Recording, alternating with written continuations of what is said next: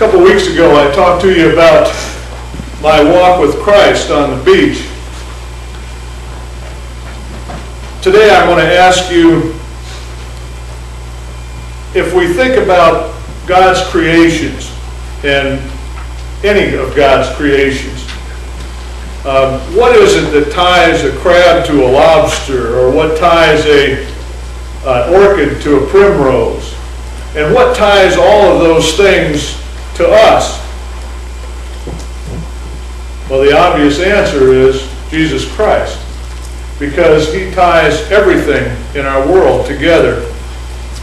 As I walked along the beach that morning along Lake Huron, I looked down and a rock kind of drew my attention, and so I picked it up and looked at it, and what it was a piece of concrete.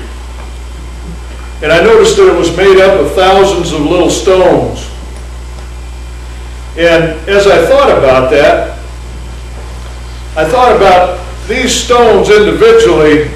If I couldn't hold them in my hand, if they weren't held together by something, they'd spill out over the sides of my hands onto the floor, and they'd certainly make a lousy foundation for something. If you built something on a loose bunch of stones, it would soon crumble and fall.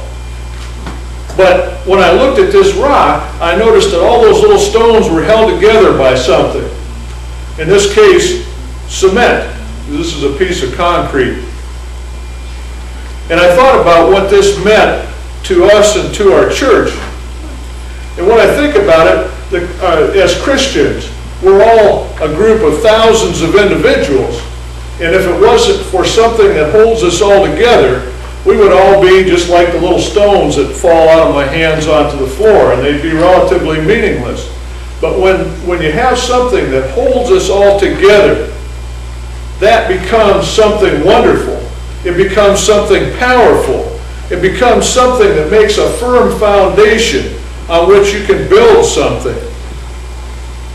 As Christians, that catalyst for us, his name is Jesus Christ, because it's Jesus Christ that sets us apart from everybody else in the world, from all those other little stones on the beach. And there's some real hope for that in us, or for us, because one of the things that Jesus taught us, he walked over to Peter and he laid his hand on Peter and he says, "Upon this rock I will build my church." He knew at that time, at that moment, that Peter was a sinner. He knew at that moment that Peter was going to betray him, not once, not twice, but 3 times. And he still said, "On this rock I will build my church." And there lies the hope for all of us as Christians. Because it doesn't matter to Jesus that we're sinners, as long as we try our best to follow him and to live a Christ-like life. When we accept Jesus and we make him the focal point of our church, and for each and every one of us individually, we become as one, united in purpose, united in focus, united in our mission to take Jesus Christ's message into the world.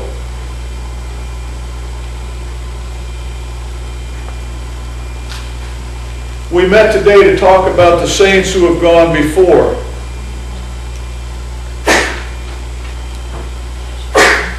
I mentioned last week how in our loss over the last several months that our church is drawn together to lift up those who suffer, those who mourn. That's the concrete. That's Jesus Christ in our lives. It makes it possible for us to do that. We have joined together, and their loss has become our loss. We've suffered some heavy losses in our little church the last few months, and that's created a need. And so beginning November 14th at 9:30 in the morning, that's a Wednesday, I believe, we have a new group that's going to meet about twice a month. And The group, when they meet, can call it whatever they want to, but for me, I've called it Strength in Christ Group, because we're going to allow people who struggle to meet together and draw on the support of Jesus Christ and their fellow Christians. We're going to be meeting at 9:30 in the morning at the Orchard Tree Restaurant in Van Wert for some fellowship and for some intervention and for some conversation and love. It's open to anyone who's grieving, whether it's the loss of a loved one, whether it is the loss of a job, whether it is some sort of natural disaster like a house fire or something like that, or for any condition. Breakup of a family is a loss. The only requirement is that you want to be there and to participate and to join together in fellowship and support each other. If you don't have transportation, the van's going to leave here from the parking lot at 9 o'clock. And if you can't get to the parking lot, if you call, leave a message here at the church on our answering machine, or if you call DJ or I, we'll make sure that somebody picks you up and gets you there. This is a need that our church has. We've felt it since we got here. And we're thankful to have some people that are going to help us make that a possibility. You see, that's what Jesus told us to do. He told us we need to go out and serve. We don't just sit in our ivory towers as Christians and say, look at us, we're great, we're Christians, we know it all. You know, we're the saved ones, and the rest of the people are just nothing.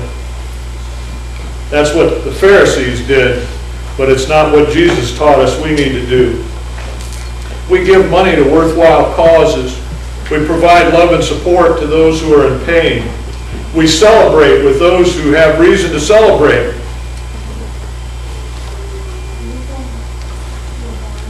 Today, while we solemnly remember those who have gone before, and we celebrate the legacy that they have left for us, this beautiful church, this congregation that we sit together with this morning, we also look forward with great anticipation to our new members and the wonderful new dimension that they will add to our ministry.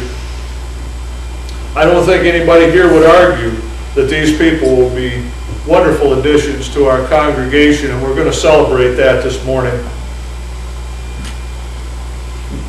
Several of them have been members of the congregation for a long time. We're just making it official today.